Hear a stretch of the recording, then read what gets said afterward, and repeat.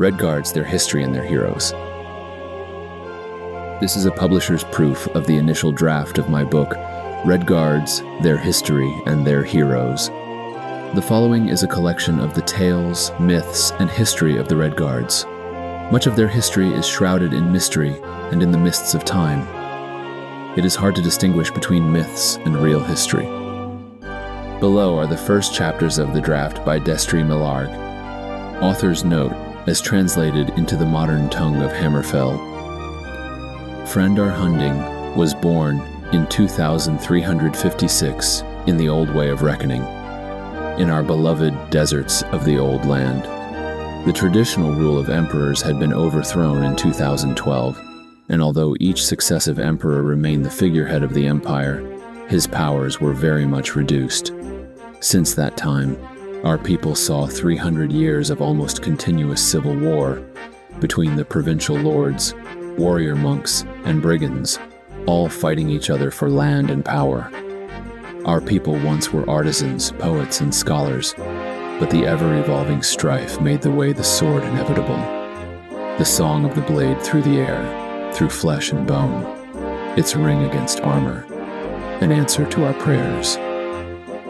In the time of Lord Frandar, the first warrior prince, lords called Yokeda built huge stone castles to protect themselves and their lands, and castle towns outside the walls begin to grow up. In 2024-50, however, Mansell Cessnit came to the fore.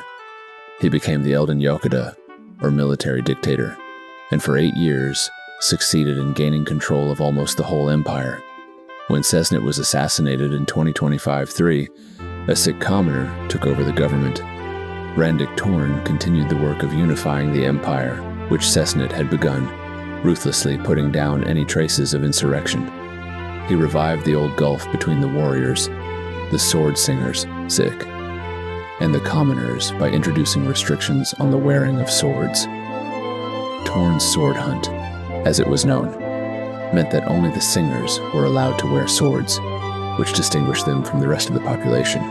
Although Torn did much to settle the empire into its pre-strife ways, by the time of his death in 2373 internal disturbances still had not been completely eliminated. Upon his death, civil war broke out in earnest, war that made the prior 300-year turmoil pale in comparison. It was in this period that Frandar Hunding grew up. Hunding belonged to the sword singers.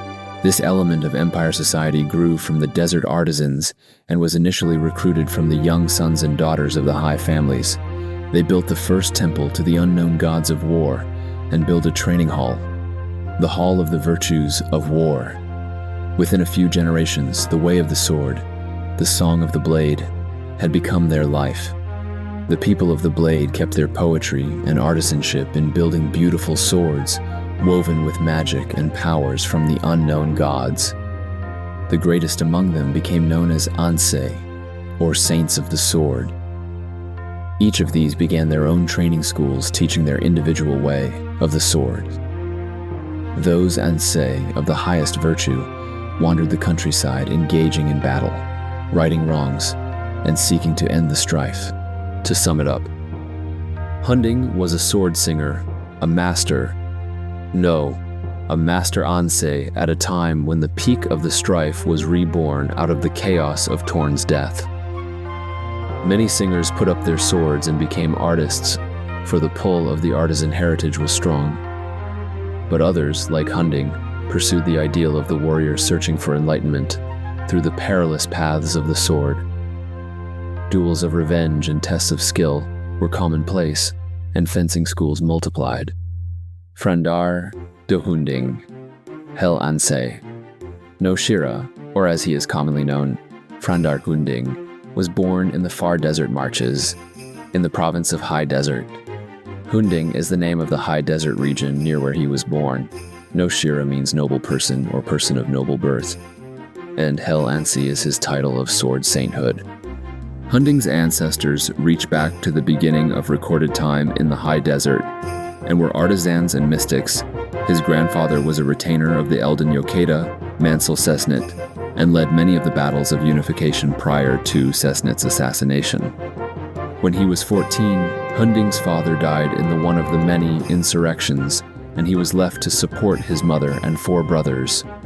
His prowess with the sword, however, made his life both difficult and easy. Easy in that his services came in great demand as a guardian and escort, hard in that his reputation preceded him, and many awaited their turn to face him in battle and gain instant fame through his defeat. By the time Hunding was 30, he had fought and won more than 90 duels, killing all his opponents. He became virtually invincible with the sword, gaining such skill and mastery that he finally stopped using the real swords created through the artisanship of his people and began using the Shihai, or Way of the Spirit sword. All sword singers learn through their intense training and devotion to the gods of war and Way of the Sword, the forms of discipline that allow the creation of the Spirit sword. This is a simple form of magic or mind mastery, where, by an image of a sword, is formed from pure thought. The sword singer forms the sword by concentrating, and it takes shape in his hand, usually a pale thing of light, misty and insubstantial.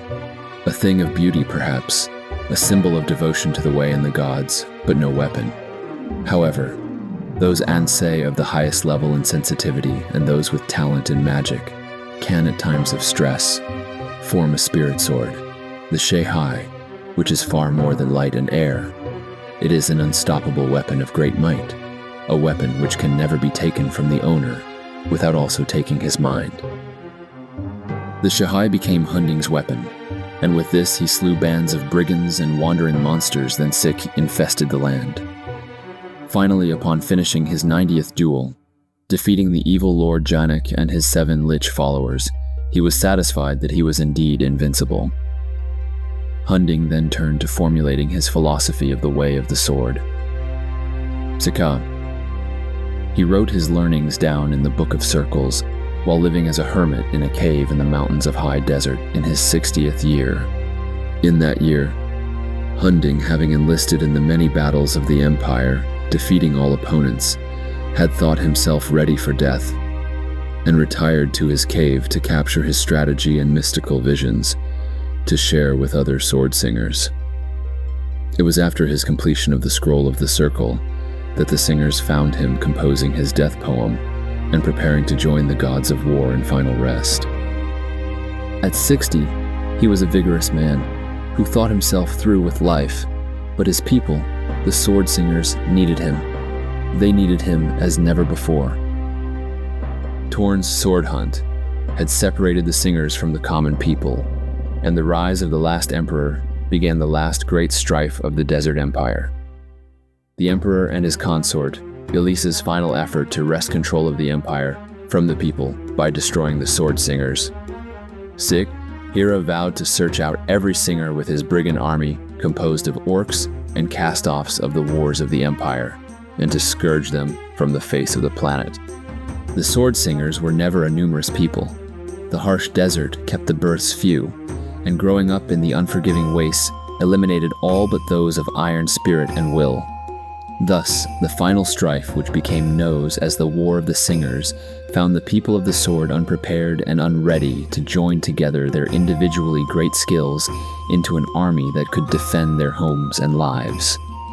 Frondr Hunding was sought out, his death poem interrupted, and unceremoniously command of the singers was thrust upon him.